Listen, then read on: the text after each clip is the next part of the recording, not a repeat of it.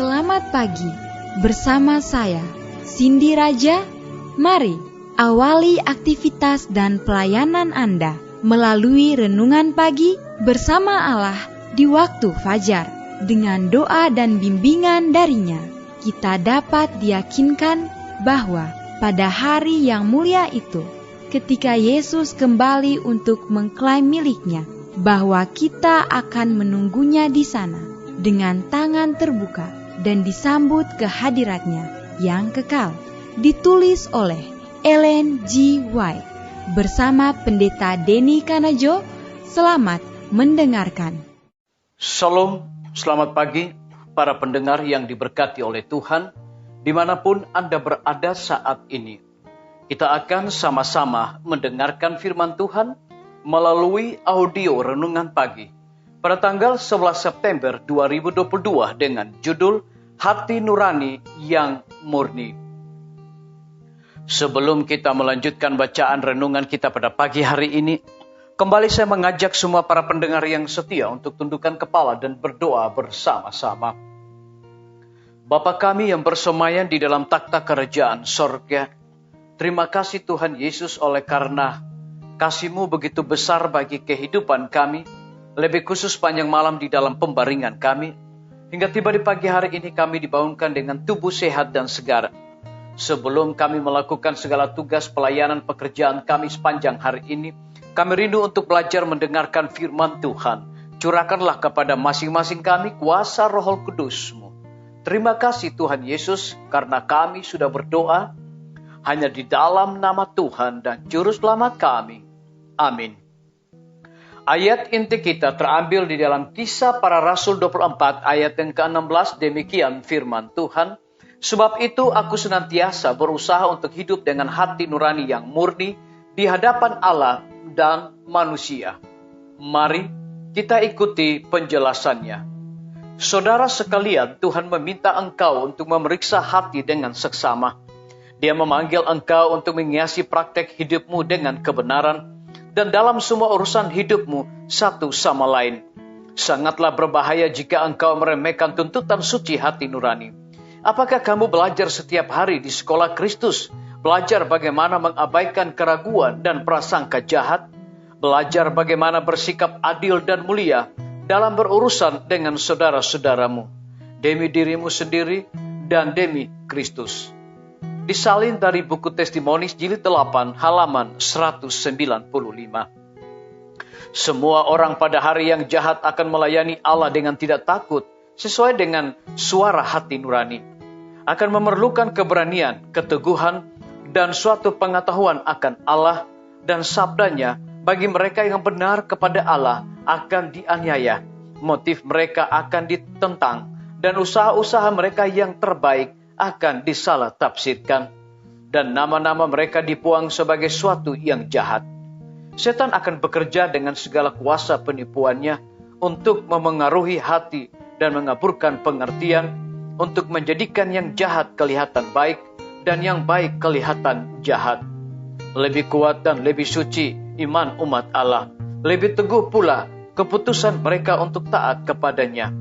Lebih keras lagi setan akan bergumul agar menimbulkan di antara mereka kemarahan orang-orang yang menginjak-injak hukum Allah, sementara menuntut sebagai orang benar.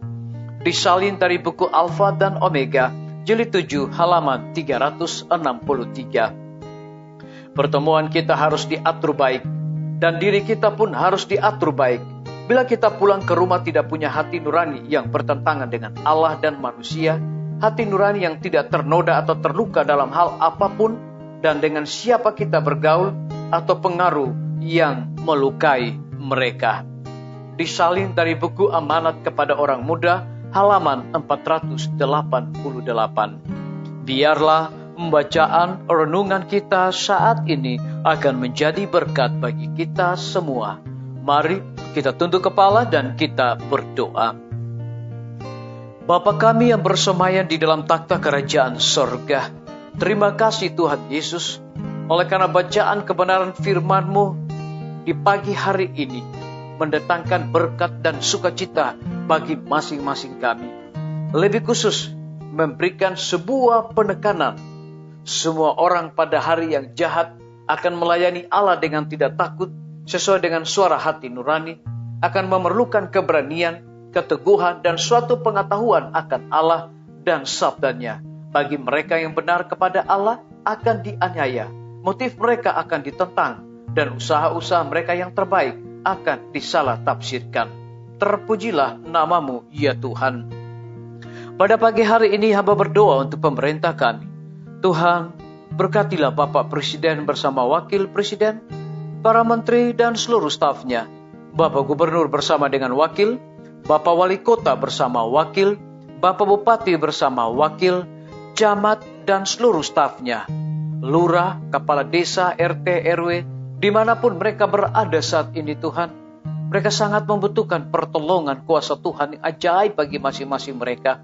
Berikan mereka kekuatan, kesehatan, hikmat pengetahuan sorga, agar dapat menjalankan roda pemerintahan di tengah-tengah pandemi saat ini boleh sesuai dengan apa yang Tuhan kehendaki. Kami berdoa untuk pimpinan-pimpinan organisasi gereja Tuhan dari tingkat yang tertinggi sampai kepada gembala jemaat. Saat ini Tuhan, kebutuhan yang paling terutama adalah kebutuhan Roh Kudus. Di dalam pelayanan mereka seperti KKR, pendalaman Alkitab, belajar Alkitab interaktif online, dan juga KPA. Kami serahkan ke dalam tangan kasih-Mu ya Tuhan.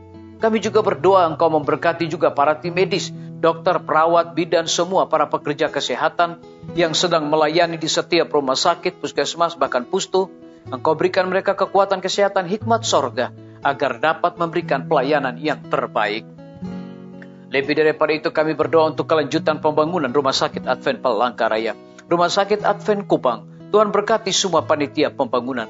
Tuhan berkati semua para tukang, material yang mereka gunakan, agar dengan kekuatan kesehatan hikmat sorga, mereka dapat menyelesaikan bangunan tepat pada waktunya.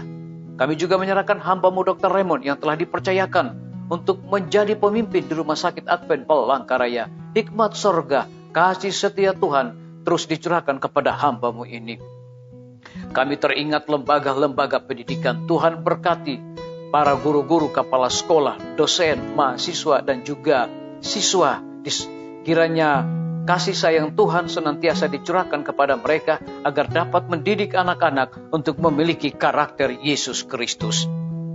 TNI, Polri, PNS, wira swasta, petani, pedagang, nelayan, ojek online, dan saudara-saudara kami yang ada di dalam penjara. Tuhan lindungi mereka, hiburkan mereka, berikan sukacita bagi mereka dalam melaksanakan segala tugas dan tanggung jawab mereka. Kami juga teringat para pendengar yang setia yang berulang tahun saat ini. Dengan bertambahnya usia yang Tuhan percayakan bagi hidup mereka, mereka selalu bersyukur dan juga mereka menyerahkan hidup mereka untuk pelayanan pekerjaan Tuhan. Yang berada di dalam kebimbangan ketidakpastian hidup, Tuhan berikan iman yang teguh untuk terus bersandar, berharap hanya kepada Tuhan Yesus. Terima kasih Bapa yang baik, ampuni kami Tuhan, karena kami sudah berdoa hanya di dalam nama Tuhan dan Juru Selamat kami. Amin. Sampai jumpa. Tuhan Yesus memberkati kita semua.